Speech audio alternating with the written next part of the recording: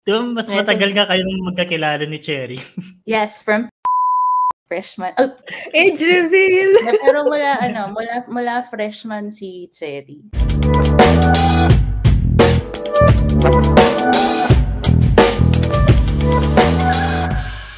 So hello guys, ako si Philip. Hi, ako si Jane. Hi, ako si Cherry. I'm back. So kami ay mga Pinoy physicist at sa episode na ito ay kilalanin natin si Dr. Cherry at si Jane. So si Cherry ay nandito na last episode and si Jane ay yung ating latest na member ng team. So si Jane ay isang soft matter physicist sa Johns Hopkins. Johns Hopkins. May S daw yun. Okay. So Johns Hopkins. Marami si John. Marami si John.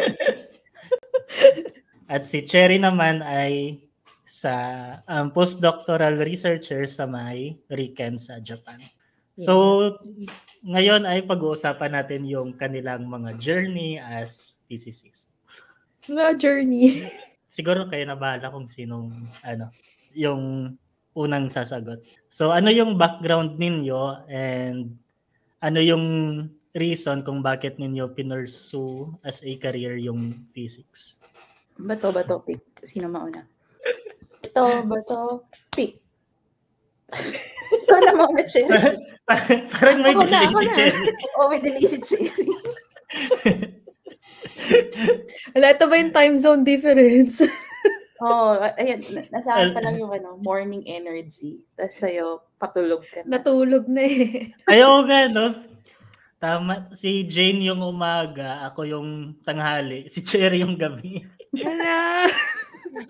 Parang kanta. Ayan, sige, ako na lang mauna.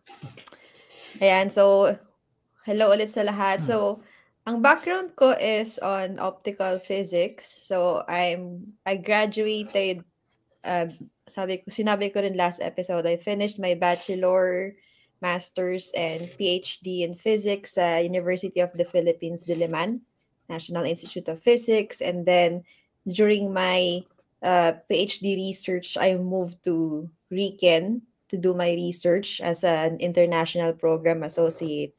Tapos eventually, inampunan nila ako to be a postdoctoral researcher here. Ayan. So, mag-uusap na ba ng research or motivation pa lang? Back sa past. Bakit physics? Pero gaano ka past yung past? Siguro depende sa inyo kung gaano kalayo sa past. Mag-uungkatan tayo ng past dito. Talaga, Cherry, mag-uungkatan. Ay, wag. Di ako na. Charot. So for me, nag-physics ako kasi naging scholar ako ng DOST. Tapos at that time, malaki kasi yung stipend kapag physics major. Plus 1,000 yata. Plus 1 or plus 2,000? Basta mas malaki. Sabi ko, yes, let's go. Magkano ba nung time na yon? 5K ba yun? Oh my God. Mabibigyan kami ng edad pag sinabi namin kung magkano. Oo. Ayaw. Wag na lang. Pero physics nga yan, no? Yung may pinakamataas na stipend nung time physics, na yun. Applied physics. Di ko alam kung geology. Hindi, dalawa lang. Physics, applied physics. So, ayun. So, technically, pumasa ako ng UP. If maniniwala kayo, pumasa ako ng UP as sociology. Ha? Ay, naalala ko. Oh my gosh, Ayan, sabi ko, parang di ko bet. Tapos, sakto, Di ba, pero nilista ko for UPCAT. Tapos, nung pumasa ako for DOST, sabi lang, hindi daw credited. So, lipat. Sabi ko, chance. Ayun. So, nag-physics ako. Tapos, syempre, eventually, nagustuhan ko rin naman. Masaya rin. Actually, ang daming times nung undergrad na gusto ko nang mag-shift out. Feeling ko lahat naman tayo umabot sa ganung point. Pero, si Philip, parang, ayoko nga. Si Reggie siguro. Si Reggie lang talaga yung tunay na nag-enjoy. Pag-usapan natin si Reggie kasi wala siya. Ayun. Tapos, eventually, parang natuwa na rin ako nung pumasok na ako ng lab, tapos nakikita ko na naging hands-on na yung mga ginagawa ko. We started doing experiments. Parang I had a higher level of appreciation ng physics. So eventually, tuloy-tuloy lang natin. Ito na ako ngayon. Bali, no? Yung parang yung hilig mo sa physics ay nanggaling sa mga experiment, hindi dahil sa parang sa mga math na ginagawa natin sa mga classes nung mga first year, second year. Oo. Kasi yun talaga yung para feeling ko yung mga math yung sumira sa buhay ko. Kasi di ba, nakaka-overwhelm, lalo yung mga prob set, di ba? Na parang, parang pag tinignan mo, parang, bakit ganito? Di ba yung mga common thoughts na, saan ko to gagamitin sa buhay, di ba? Bakit may contour integration? Anong application niya sa buhay? Yayakapin ba ako nito sa gabi? Oh, wala, pinaiyak lang ako sa gabi. Ayun, tas nung kasi for undergrad, applied physics, material science. So, hands-on talaga, pati yung mga, ang dami naming chem. So, talaga, madumi yung mga kamay namin. So, hindi ka pala instrumentation. Yeah, oo. Yes. Di ba mas matagal ka kayong magkakilala ni Cherry? Yes, from freshman. Age reveal! Pero mula freshman si Cherry. Oo. It's been a while. So ano pa ba? Ikaw ba, Jane? Ako, so I am a soft matter physicist. Matter, di ba sanay tayo na pag nagka-classify tayo ng matter, solid, liquid, gas, plasma. Pero merong mga bagay na merong both parang solid and liquid-like properties or solid and fluid-like properties. So yun yung soft matter, kagaya ng sand, or sa akin yung research ko, liquid crystal. So yun yung nasa mga cellphone displays natin. So yun yung inaaral ko ngayon. I'm doing theory, so mas computational soft matter. Tapos, paano ba ako napadpad dito? So, siguro, paano ako napadpad sa physics? Alam ko ever since na science yung kukunin kong course, it was just a matter din kung anong klaseng science. Yung parents ko gusto ko mag-medicine. So, as a teenager, na may teenage angst, sabi ko, teka lang, anong science course yung pinaka hindi ako likely na magiging doktor? Sabi ko, physics, yun yung pinaka-onting bio subject. So, ano reaction ng parents mo? Reaction ng parents ko, so yung nanay ko, ayaw niyang pirmahan yung UPCAT form ko. So, parang sabi niya, sure ka na baka gusto mong kausapin yung guidance counselor or to guide you. Sabi ko, no. Gusto mong mag-physics. Tsaka it helped din na kasi nga mas mataas yung stipend ng physics. Sa DOS. Yes! Salamat po UST for sponsoring our education. So, nag-physics ako thinking na ayokong gumawa ng kahit anong related sa biology. Pero later on, nag-take din ako ng extra courses nung college, bio, sa chem. So, nag-org chem ako actually. At pero some diba point, nag-biophysics ka din dati na Na? May inaral ka din dati na biophysics. Summer school. Yun pala. So, after undergrad, medyo mahaba yung undergrad ko kasi nawala ako for a bit dahil nag-soul searching tayo. Tapos pagbalik ko, yung original kasi na gusto kong gawin particle or nuclear physics. Kaso, it didn't work out. So, pagbalik ko, napunta ako sa statistical physics. Maraming applications yun sa biophysics. So, yun yung parang, cool pala yung biophysics. So, yun yung actually motivation ko to study in the US kasi walang nagba-biophysics na theory sa Pilipinas. Pero nung pagdating ko sa US, hindi ako nag-biophysics. Napunta ako sa soft matter, which has a lot of biological physics applications as well. But yung focus ng systems na nire-research ko, mas hindi bio-related. Pero nakakatawa lang na yung pinuntahan mo kasi nag-physics ka dahil ayaw mong mag-med. Pero yung pinuntahan mo na physics na field, papunta na rin sa med. Pero yung ano nga nung sinabi ko sa nanay ko na, so, originally, di ba, sa California ako nag-start ng PhD. Tapos lumipat yung advisor ko sa Johns Hopkins. So, nang sinabi ko sa nanay ko na, lilipat ako ng Johns Hopkins, yung Hopkins known for med siya. So, yung nanay ko, talaga? Huwag may medical business ka na? So, pupunta na dun yung direction. Hindi pa rin. So, ayun. Yun yung so far journey ko. I'm still in my, doing my PhD. Hopefully, last year ko na yung susunod na taon. Ano yung mga moments dati na feeling nyo nag-solidify yung decision nyo na mag-physics? Kasi bukod sa di ba? Bukod sa mataas yung stipend ng DOST, tapos syempre mag-aaral tayo ng physics, mahirap yung lessons. Tapos eventually mapapaisip ka, di ba? Kung worth it ba yung stipend sa hirap ng lessons na to.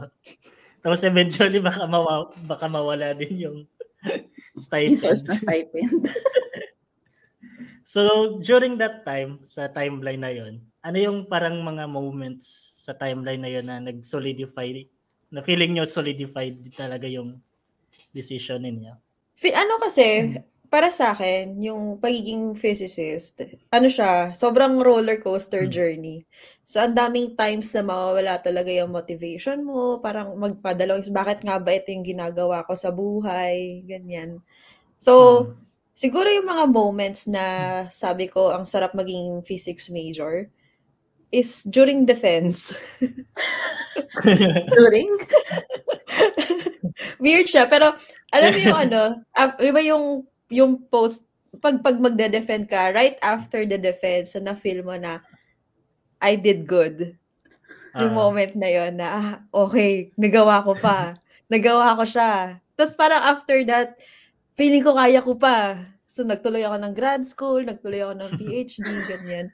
Tapos, ang weird. Tapos siguro pinaka-peak moment after ng PhD defense ko, after mag-deliberate nung panel, nung tinawag nila akong Dr. Olaya. Sabi ko, ang taba sa puso. Doon ko talaga na-feel na parang, eto para sa akin to. Akin to. After N years, nakuha rin yung title na doktor. Oo, kasi, di ba, parang lahat tayo dito aware kung ano yung mga paghihirap para makagraduate. So, pag nakuha mo yan, parang, I deserve all the shit. Worth it to.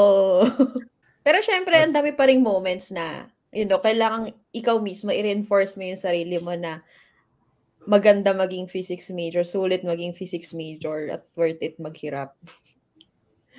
But it pays off in the end. Worth it maghirap. Parang masokista ng dating. Ay, sorry.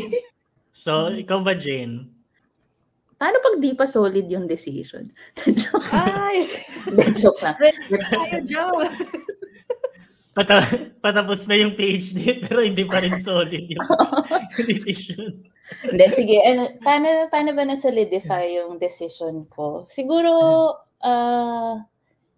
during research, siguro, yung more lalo nung MS saka nung PhD. Kasi actually nag-MS ako, yung motivation ko noon para lang i-prove sa sarili ko na hindi ako bobo. Kasi matagal yung inabot ko nung undergrad, 'di ba? So, nung PhD, nung masters, parang sige, proof lang sa sarili ko na na hindi ako bobo. nagkaroon lang ako ng, kailangan ko lang ng pause na yun during undergrad. Pero nung masters, siguro being able to do the research that I was doing, yung frustrating siya, pero parang pag nakita mo na, I did this. This is something. Totoo yan. And ano then, nga ulit yun yung ginawa mo nung MS? So, para nung sa masters thesis? ko, random walks with resetting and diffusion. With resetting and death. So, ang grim ng title. Pero, ano yun?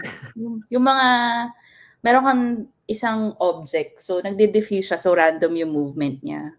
Pero in addition dun sa random na movement, pwede siyang mag-teleport to a new location. Or pwede siyang mamatay or mawala na lang dun sa system mo.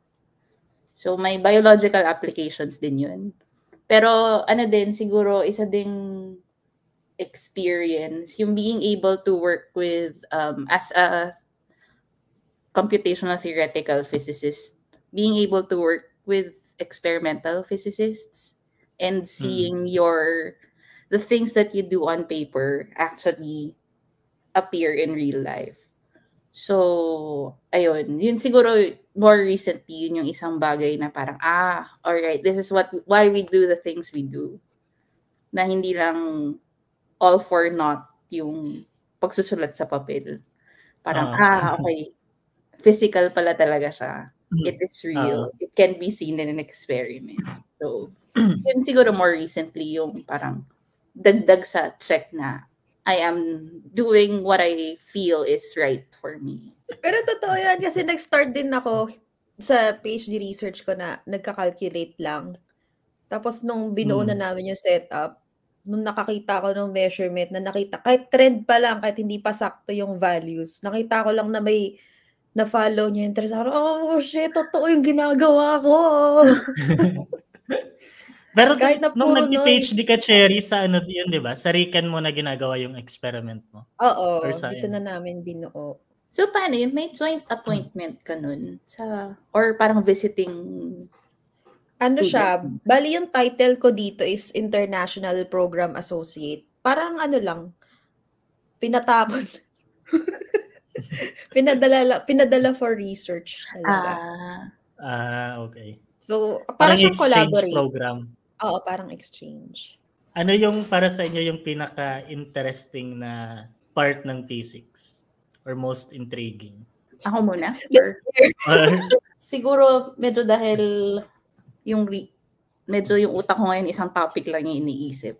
So, feeling ko yung physics kasi usually yung mga pinag-uusapan either yung mga sobrang laking bagay gaya ng planets or galaxies or yung mga sobrang liliit na bagay gaya ng electron or even going smaller. Pero siguro sa akin dahil ito din yung ginagawa ko, yung mesoscale or yung scale ng kunwari liquid crystals. So micrometer scale siya. Supposedly accessible na siya ng experiments or may mga computational tools na nagagamit para i-explain yung phenomena doon. Pero ang dami pa ring bagay na hindi pa completely understood.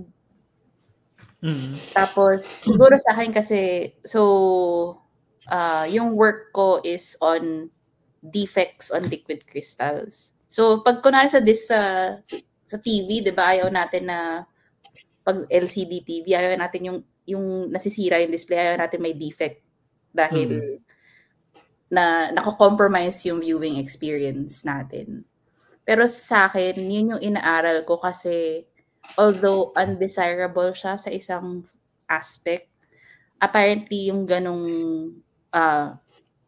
supposedly defect, pwede mo siyang i-utilize to build other things like nanoparticle assemblies na hindi mo mabibuild in other contexts.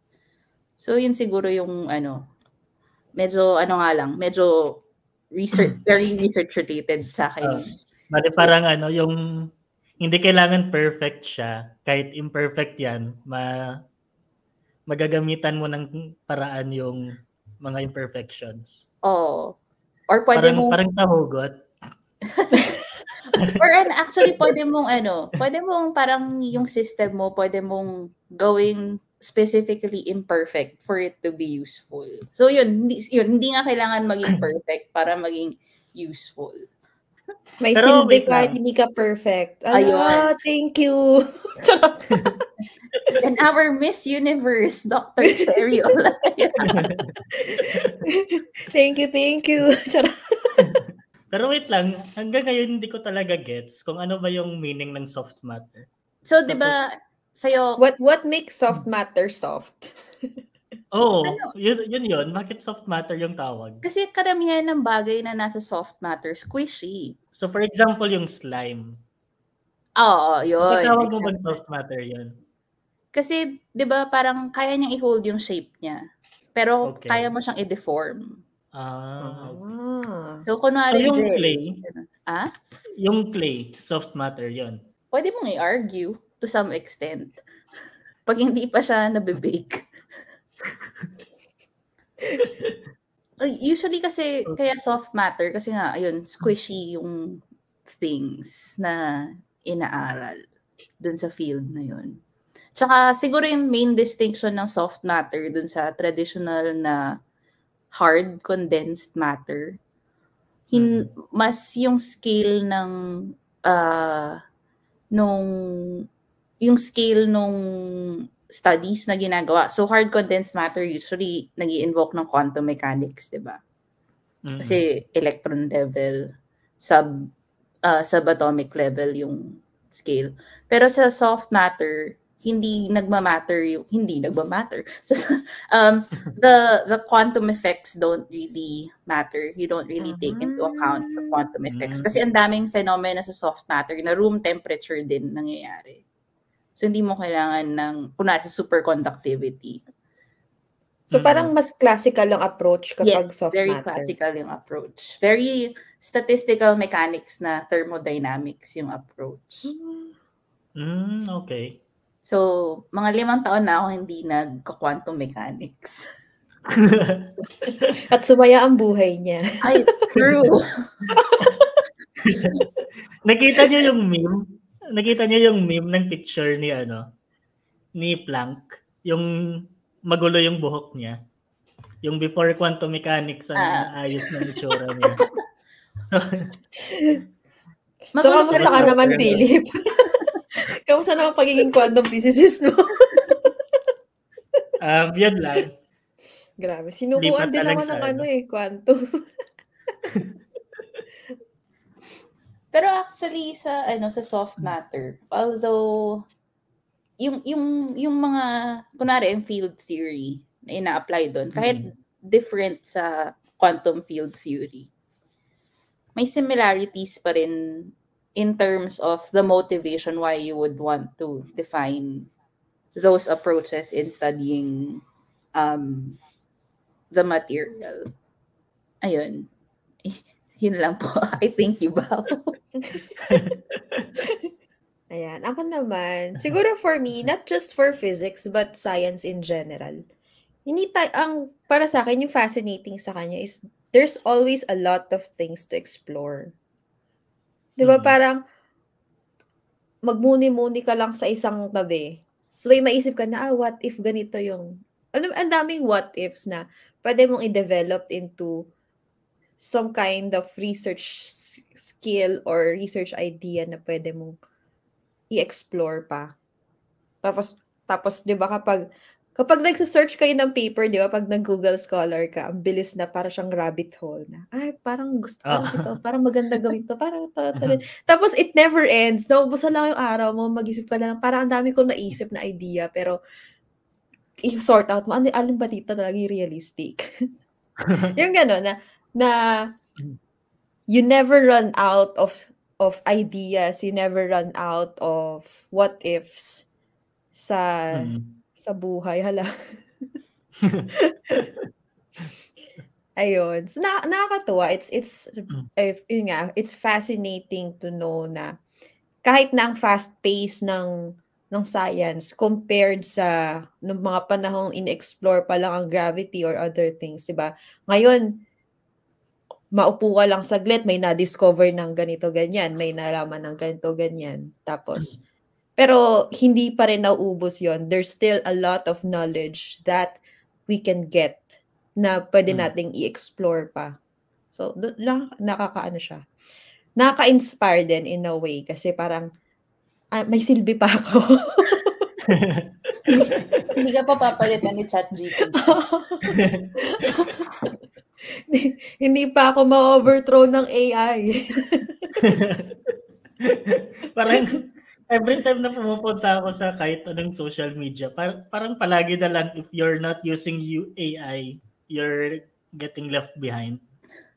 Oo nga eh. Parang isipin mo the level of invasion na ginagawa ng AI. 'Di ba? Na parang eventually, anong career ang eventually mawawala dahil andyan na ang AI.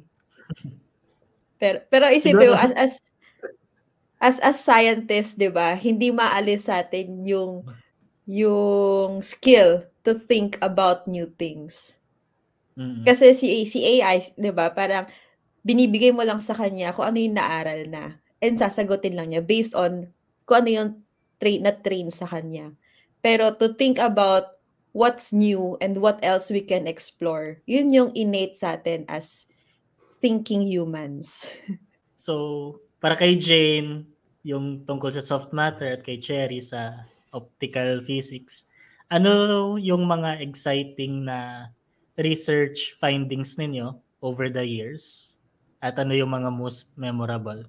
Sa akin, exciting na research. Sige, mas tungkol tayo sa recent. So sabi ko kanina, 'di ba, parang satisfying yung magkaroon ng agreement between dun sa ginagawa mo as a theoretical physicist, tas makikita sa experiment yung calculate mo. So ganun. Pero may time, so itong recent project na ginawa namin tungkol sa, dito nga sa pag-form ng defects sa liquid crystal. So palagi, tuwing calculation ko, may specific point dun sa system na palaging nag-a-appear yung defect na yun. Tapos sabi ng experimentalist collaborator namin, parang wala silang nakikita na ganun. Or at least dun sa unang set ng results, walang ganung structure. Pero parang kalahating taon na yun talaga lumalabas talaga yung defect, yung ganung type ng defect. Tapos parang eventually, sige, try natin i-run ulit sa experiment. Tapos ayun, kung saan namin tinuro na doon nag-appear yung defect, meron ngang ganung type ng defect doon sa system na yun. So pag sinabi nating defect, ano yun? Anong defect yun? Di ba, liquid crystal kasi may liquid sa crystal-like properties. So, yung liquid, kaya niya mag-flow, tapos may disorder dun sa arrangement ng molecules. Pero crystal, kasi meron din siyang certain arrangement. Although walang positional orientation, walang positional order yung molecules, pero orientational order yung molecules in a liquid crystal. Parang kunwari, sige, may props tayo. May mga ballpen ako dito. Dami tayong ballpen. So, parang kunwari sa so, parang siguro parang molecules to. Although magulo siya sa system, meron siyang preferred orientation na mag-arrange along the long axis. Kasi yung kino-consider ko na liquid crystal, mga long molecules. So, yan yung ideal arrangement niya na mag-a-align silang lahat. Pero so kaya sa liquid crystal displays, dahil parehong flat yung surface, kaya mong i-force na i-align lahat ng molecules para wala kang makitang defect. Pero nagkakaroon ng defect So, defect ay kapag nasisira yung orientational order na yun ng molecules. Tapos hindi mo ma-define Okay. kung ano yung, hindi mo ma-define yung parang average na arrangement ng molecules na yun at that point. So, yun yung tinatawag na defect. Sa system namin, parang configured siya in such a way na magkakaroon ka ng different defects dun sa system na yun. So bali parang nung ginawa yung material, dinesign talaga siya na may specific na defects. So, dinesign yung surfaces na parang ma-frustrate yung mga molecules na hindi nila kayang i-obey yung orientational na arrangement na supposedly available pa ground state lang. So, ayun. So, yung inaaral ko is paano mo i-control yung different surfaces such that meron kang may certain types of defects ka na ma-observe. So, ayun nga, may nakita kaming defects sa simulations na hindi nila nakikita sa experiment originally. Pero nung parang hindi, meron yan. Kasi kalahating taon na namin ginagawa. Kahit anong parameters binabago namin. Nandun talaga. So, ayun nga, parang pwede ako mag-send ng picture nung tapos i-gaganon natin sa... Actually, pwede ko namang i-share screen yung archive. Yun. Sige, nasa archive yung paper. So, kung i-zoom in mo yung figure 4D, wala na, nag-RM na tayo. yung sa 4D, meron ka nakikita dyan na yung naka-red na circle. Yung mga so, ito. Yan, palagi namin nakikita sa simulations yan. Tapos specific yung location niya every single time. Tapos, yung original na image na nakita nila sa experiment, scroll up ka figure 2. Ayan, panay lines lang. Yung kahit dyan sa first na subfigure. So, yan yung lines na nasisimulate namin. Tapos wala kang makikitang point defects dyan. Pero nandun sa supplementary information figure 1. Ayan. So, ayan yung point defect na nakikita nila sa experiment. So, bale, ito yung parang yung nasisimulate nyo. Tapos nakita din sa experiment. Grabe, no? So, napakaliit. Well, 300 micrometer. Microns. Hindi subatomic. Kita pa rin sa SEM yata. Hindi, ano to? PM Polarized image to. Yan. Maliit siya. Kasi parang isang point lang talaga siya. Isang singular point na hindi nag-agree yung alignment ng liquid crystals mo. Pero yun nga. Mga masyadong maliliit. Mababaw lang siya pero parang exciting siya kasi marami ding consequences yung having found that specific type of defect in that specific location. Sige. So mukhang interesting siya na mas mapag-usapan pa para sa next episode in more detail. Pabitin po muna. Lang siya, parang teaser. Para next time mas ma-explain din kung ano nga ba yung Gaussian curvature tsaka ano nga ba yung defects. So ikaw naman, Cherry, sa buong research sa lahat ng mga ginawa mong research, ano yung sa tingin mo pinaka-exciting na nagawa mo? Siguro for me, isa sa mga memorable talaga kasi isa rin siya sa naging spark talaga ng research life ko is nung nakita ko ng literal na spark. Kasi nung nasa UP pa ako, I was a member of Photonics Research Lab. Tapos under Sir Wilson, ang ginagawa ng group ni Sir Wilson is pulsed laser deposition.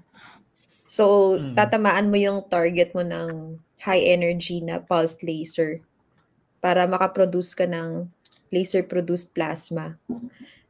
So, nung nakita ko talaga yung pagkatama ng laser, biglang Grabe, ang Wait, solid ng feeling. Na parang, parang, ay, scientist ako!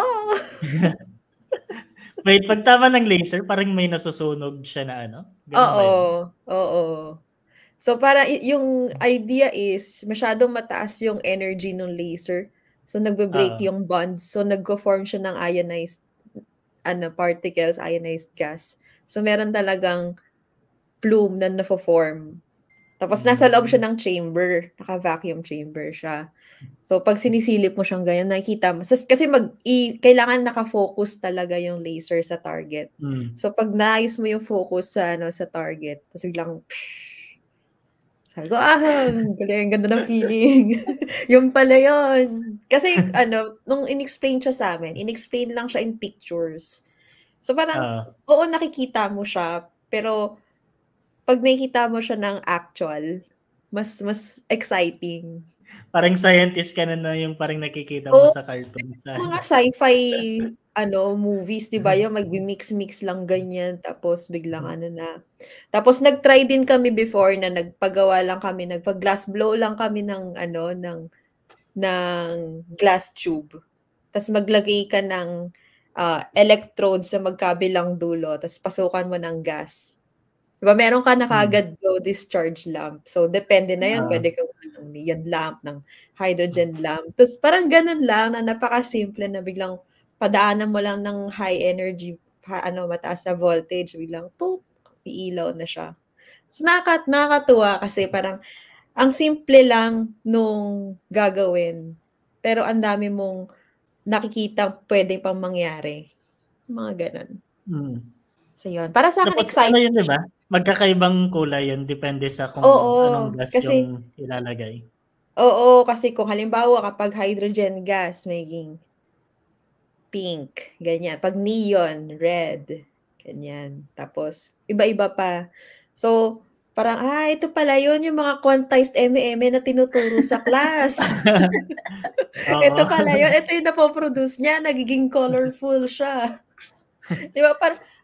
Parang nung nag-start ako mag-experiment, tapos nakita ko na, ito pala yung in-explain na nung nag-chemistry ako na subject, may tinuro sa amin nun yung mga pag may mga naka-d orbital ka na, ganyan. May mga spectroscopic terms na sila na tinatawag.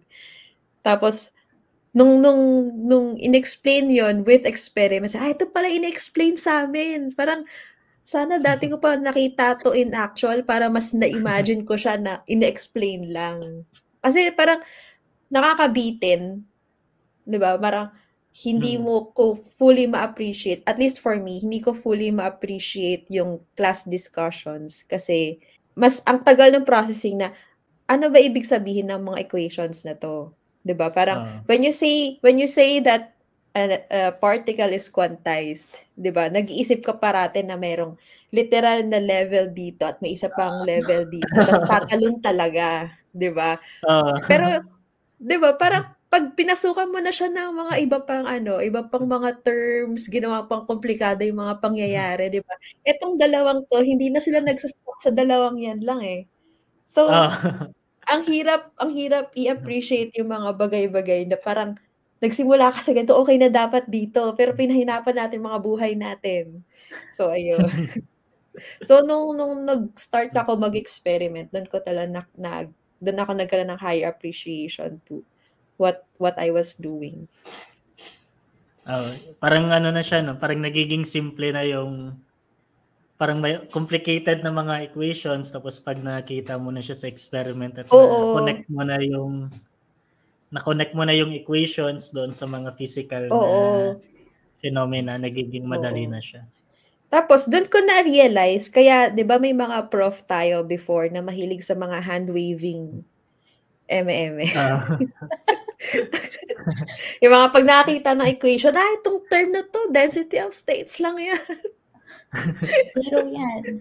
Hindi yan diba? Ito, ganito yan. Kasi, parang kapag, pag nakikita mo siya in experiment na may binago kang parameter, dahil base equation na to, nakita mo na, pag binago ko yung ganitong parameter, ito yung nangyari. Tapos pag binalikan mo yung equation mo, kasi ito siya. So, ito yung term na nabago. So, ito yung parang nako-connect mo lahat. You can Ah. characterize or describe a certain phenomena dahil nag-match yung physically na observe mo at yung equation na ginamit mo. Pero feeling mo ba na nagkaroon ka ng parang deeper appreciation of the experimental results having started doing more computational and analytical work? Yes. Kasi, actually, totoo yan. Kasi nung nasa photonics pa ako, di ba, nag-start ako nung nag-PPLD pa, na, well, mag-align ka lang, pagpakita ka ng makakita ka lang ng plasma, okay, measure. Pero, kahit na nandun ka na sa experimental stage, nakikita mo na siya, minsan mahirap din i-appreciate yung nakikita mo kasi hindi mo naintindihan bakit yan ang nakikita mo. Mm. 'Di ba? You need to understand na nakita kong plasma kulay pink. Bakit siya pink? Bakit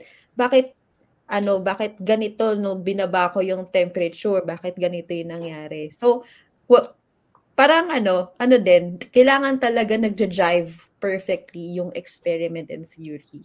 Mm. So nung nag-PhD na ako, nag-start ako muna with doing calculations. Sabi ko, okay, math, sige, gawin natin 'yan. Tapos nung ginawa ko na yung actual experiment, doon talaga na nakita ko na dalawa sila, experiment and theory, nag-work together. Tapos ang sarap ng feeling na hala, ito talaga, nag-work siya. Totoo yung ginagawa ko. May point yung pagka-calculate ko. Tapos may meaning yung in-experiment ko. Tapos parang doon na, makikita mo na yung flow na doon nalalabas lahat ng mga what-ifs na. So, na-prove ko na nag-match yung theory, nag-match siya with experiment. Tapos lalabas lahat ng what-ifs na, siguro kapag binago natin tong parameter na to, makikita mo na kagad kasi sa equation na to, ito yung mangyayari. Pero so, pag ginawa mo siya sa experiment, okay, okay pa rin. So, padagdag na ng padagdag yung kwento. So, nagtuloy lang parati yung flow ng research. So, maraming salamat, Cherry, sa magandang sagot din. And siguro kailangan na natin i-wrap up yung episode para sa ating mga viewers kasi nakita ko yung ating statistics. Wala tayong masyadong mga female na audience. And siguro, if gusto nyong maka-inspire ng mga batang babae na mag-pursue din ng careers in science, ano yung advice na mabibigay ninyo? Ayan. Siguro to address yung sinabi mo na wala masyado. Actually, in general, everywhere you look, even here, more so in Japan, di ba? Medyo mababa yung female scientist count dito. Siguro ang masasabi ko lang is, science knows no gender.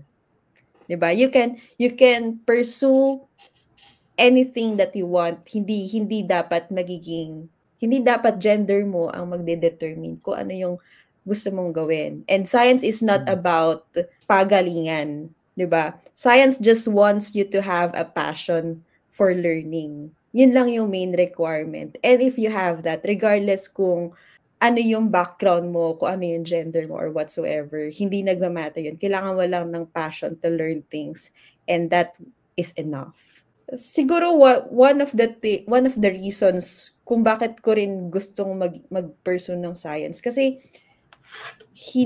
walang discrimination sa science eh. I mean in context. Kasi in this context. Ikaw, Jane, kasi naalala ko dati dati sa theoretical physics group, ikaw lang ata yung babae nung time na yun eh. Tapos parang puro lalaki na kami lahat. For Actually, mga ilang years. So, sa akin, may recent experience ako na usually kasi pag physics conference, walang pila sa CR ng babae. Pero may inattendan akong conference nitong summer. For the first time ever. So, Liquid Crystal Conference siya. For the first time ever, sobrang haba nung pila. Tapos hindi ko siya parang, okay, in-ignore ko lang siya. Tapos later on, may kumausap sa akin na senior na professor. Sabi niya, did you see that? There was a line in the women's bathroom. We exist. Science is changing. Like, this wasn't what it was 40 years ago. Onti lang talaga, usually, onti lang yung nagpa-pursue na babae ng physics dahil na pagpa-theory, direction. Siguro one thing that physics needs is a woman's perspective or parang being, ang dami mapuput into the table na ng maraming tao. So, hindi lang usual na parang male-dominated na field. Parang there are some things that women can put in the table na posible na hindi pa na-present before ng other people. So, ayun. Siguro, unang thing na pwede kong i-share, na pwede kong sabihin to inspire is that, first of all, women exist in physics. Nandito nga kami ni Cherry. Yes. So, hindi siya just a man's world. And pangalawa, pang women, but in general, for someone who wants to consider a career in science or in physics in general, siguro, especially in theoretical physics, na hindi ganun kamahal yung kailangan na investment sa gamit. Well, if you do theory. As long as you're curious, there is a possibility for you to pursue that career. And if there is any place in the world that can accommodate someone's curiosity, it's definitely in science, especially in physics. So para sa mga makukulit na bata, mga mahilig magtanong, as long as you have the patience and you remain curious, I think science and physics specifically is a good option to pursue.